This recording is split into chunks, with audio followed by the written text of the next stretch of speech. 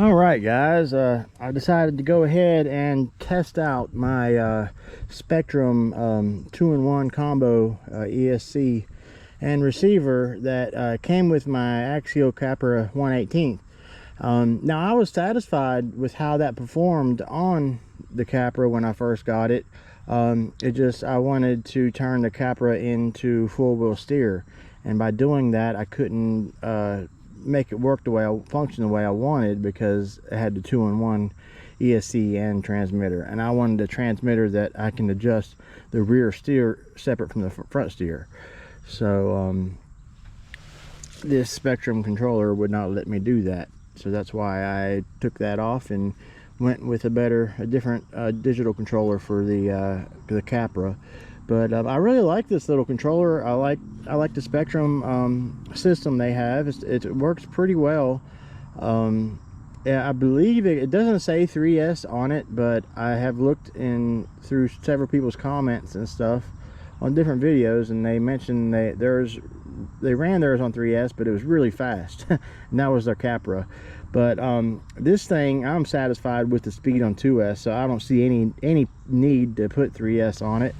Now, the 2S battery I am using is a little 1600 milliamp hour 30C, and I have like 3, maybe 4 of those, so I got plenty of those to keep charged. I did have to cut the hole out a little bit larger to get the T-plug through there, and the rest of it pretty much fit pretty well.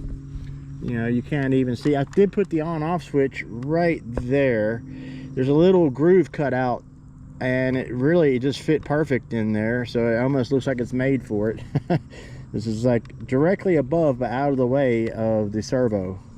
It's kind of up in front of it a little bit, but it did work pretty well. Still have the stock suspension. I might change that out eventually.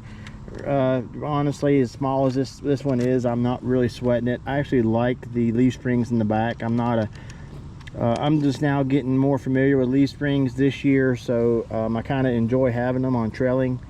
Gives it a more of a real look a lot of times when you're driving over things. It just depends on how, you know, I don't suggest or recommend leaf springs if you're like doing a hardcore rock crawling, but for trailing it can be a lot of fun. But anyway, so far this thing has been pretty cool. Now the Spektrum controller has the switch on it for the throttle modes. I can back it down to 50%, 75%, or obviously 100% is what I ran this whole video on. But that's cool that I can back it down and play around with the throttle rates and stuff just a little bit. And this also fortunately had the throttle reverse switch, which I needed that. So sorry, steering reverse switch, not throttle. Steering reverse switch. I needed that for this ESC to work properly. Sorry, the servo to work properly.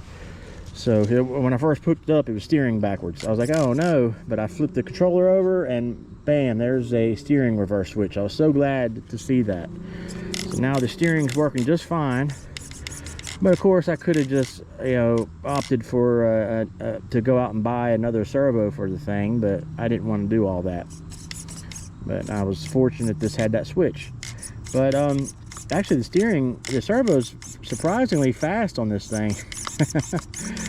But it's running pretty good so far. It's got a nice drag brake, and I